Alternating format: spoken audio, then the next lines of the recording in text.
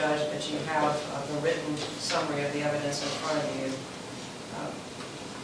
2 shots in the back of the head, both lethal, one at a downward angle, and if you look at the photographs, the shots were about 1 inch apart, the 2 in the back of his head. This is nothing but an execution. There is no defense for it. Maybe Mr. Jeter is going to come say he had a bad relationship with his father, so he shot him. There's no defense for it. It's an execution when somebody's shot 2 times in the back of the head. In determining the appropriate sentence, you look at both the offender and the crime that was committed. And you look at Mr. Jeter, and you know that this was an execution that was committed by not somebody who was a stranger to the criminal justice system, but by a 6-time convicted felon, by someone who was legally prohibited from possessing a firearm because of those felony convictions, by a convicted drug dealer who was under an order of this court to be of good behavior for 10 years, by someone who had multiple probation violation convictions, by somebody who was on bond for a felony, eluding, and DUI, and possession of methamphetamine. And that's one of the cases that he's being sentenced for today, the DUI part of that.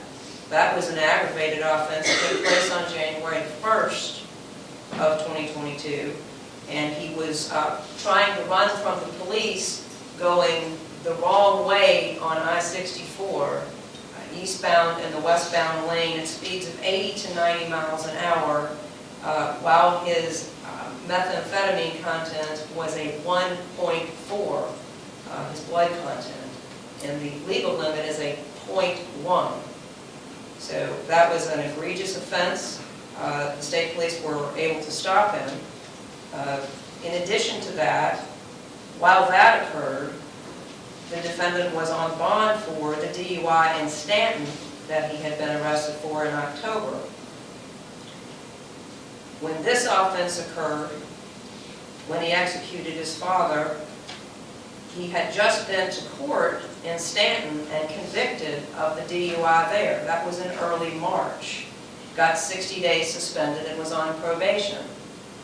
So this is a person who was under the court's supervision, was under suspended time, was under good behavior, and there was nothing that the court did, either in Stanton or in Alleghany, that stopped what happened on March the 18th. So you look at Friday the 18th. The evidence showed that he shot his father in the head 3 times. One was a superficial injury, and the other 2 were in the back of his head, and they were lethal. You don't shoot somebody in the back of the head if they're coming at you. None of his explanations account for the fact that there were 5 spent shell casings. Then you look at the defendant's behavior after the murder. What did he do?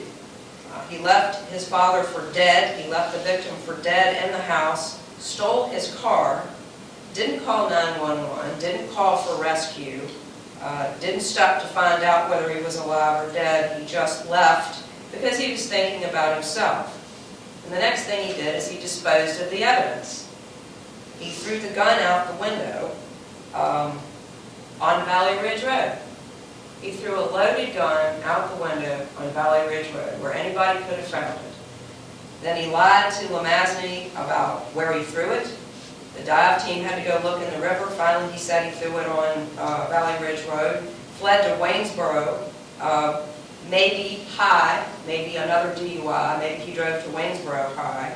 Then he had a whole day to think about it. Saturday, he goes back to Covington, and that's when he starts to fabricate the story.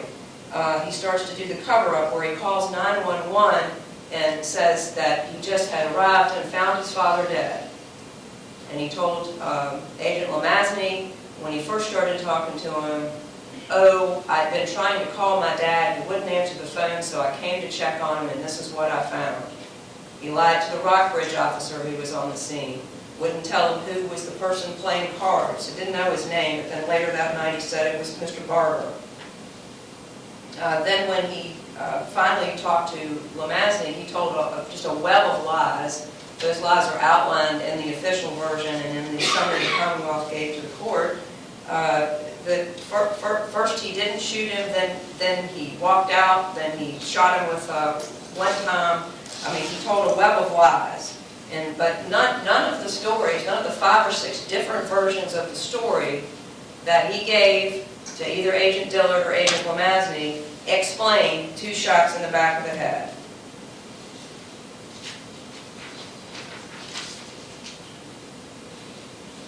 So you look at the appropriate sentence, he took someone's life, arguably a life sentence is appropriate. We have sentencing guidelines to consider. You look at the defendant's record, the reoffending, the violations of probations, the violations of the court orders. The Virginia sentencing guidelines for Mr. Jeter call for 28 years and 10 months to 48 years with a midpoint of 38 years and 5 months. The court can sentence up to life if it deems appropriate. As you said recently, the sentencing guidelines are not mandatory, they are advisory. For an execution-style murder like this, Commonwealth's recommendation is that it should be no less than the maximum under the guidelines because it was just an execution. There's no excuse for it. And there was the cover-up and all the other things that he did afterwards. With Mr. Jeter, we tried probation, it didn't work. We tried to put him on bond, it didn't work. We told him he couldn't have a gun, it didn't work. We put him on 10 years of good behavior and it didn't work. So our recommendation under the facts of this case would be that Mr. Jeter be sentenced to life in the penitentiary, suspended after a period of time that is at the top of the sentencing guidelines.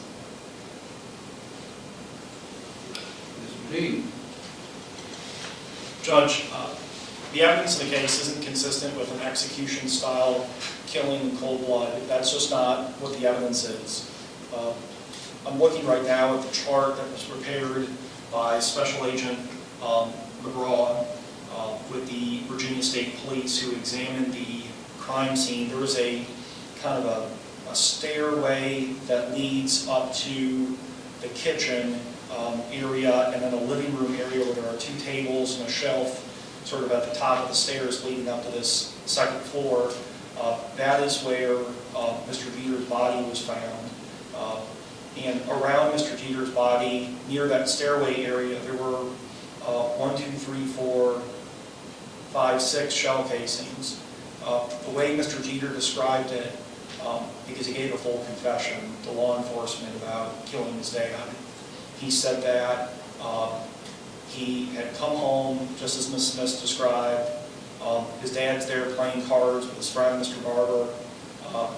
They are heavily intoxicated, specifically his dad's heavily intoxicated. As Ms. Hall has described, has unfortunately been a situation many times before in this young man's life. Mr. Barber leaves. Mr. Jeter wants to leave. He doesn't want to stay there with his dad. And then an argument ensues. His father's toxicology came back. He was about a 0.24 according to his blood serum levels from Dr. Tharp that are medical examination. It's during that interaction between the 2 of them. This isn't a situation where Mr. Jeter is some evil person, grabs a gun, walks up to his father for no particular reason and shoots him twice in the back of the head. That is just not what happened. He describes his father yelling at him, telling him that he can't leave. Mr. Jeter is there by the stairs attempting to leave. His father is bigger than him. Apparently, even for this high school football star, his father was big enough to pick him up by the neck at one point and squeeze his neck so hard that he urinated on himself years prior. He's afraid of his father. He describes to investigators during his full confession how his father starts approaching him in a very angry manner. In fact, describes coming at him in a way he's never come at him before. He describes his father's fists as balled up, and it's at that moment that he picks up his father's gun and starts firing shots to get his father to go away. What seems clear based on the number of shell casings and the way that the body is positioned and based on the nick and then the 2 shots in the back of the head is that his father is probably coming toward him, because the shell casings are by the stairs as Mr. Jeter is trying to leave. His father is probably coming toward him. Mr. Jeter fires one shot to get his father to stop, and then in quick succession fires 2 more shots that, as his father turns in response to the first shot, strike him in the back of the head. It wasn't an execution. This was something that took place in a drunken argument where he is scared out of his mind about what's going to happen if he doesn't pick up his father's gun to defend himself. Now, there is no self-defense. You don't fire a gun because somebody's going to assault you with their fists. You just don't do that. And he is going to serve a significant sentence as a consequence of that. He is not some hardened criminal as the Commonwealth would portray him.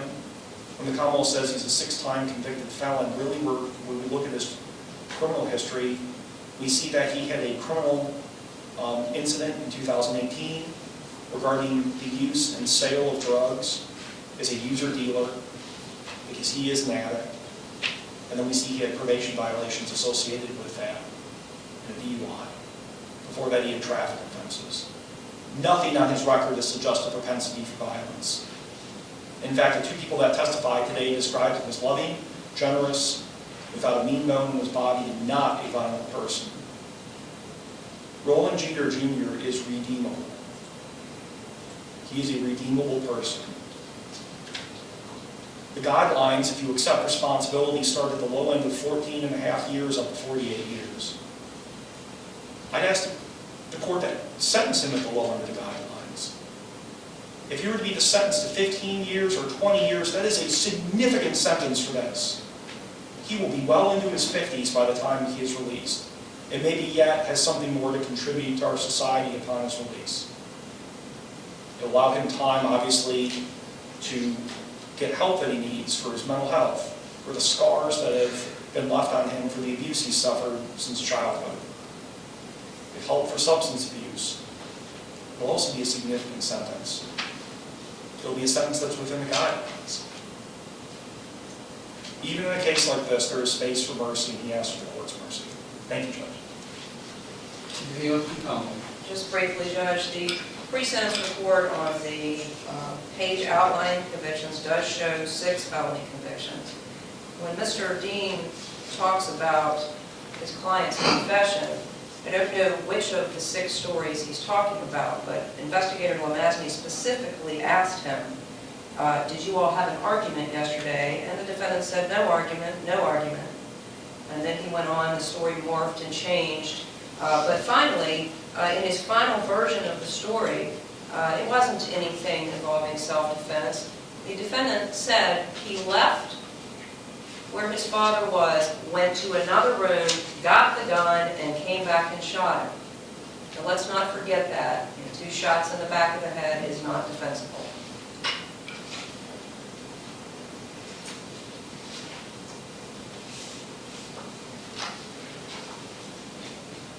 Mr. Jeter, would you please stand? Jeter, is there anything you want to say before you're finished? I'm very sorry for what I've done. My family, I love y'all. So.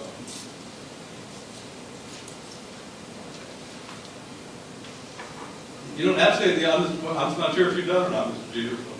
Is that all?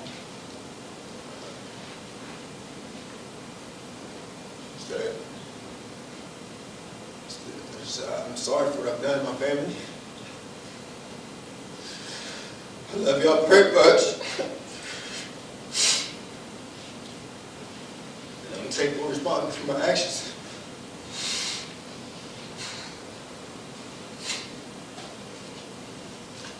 So. Is there any reason that I should not sentence you at this time?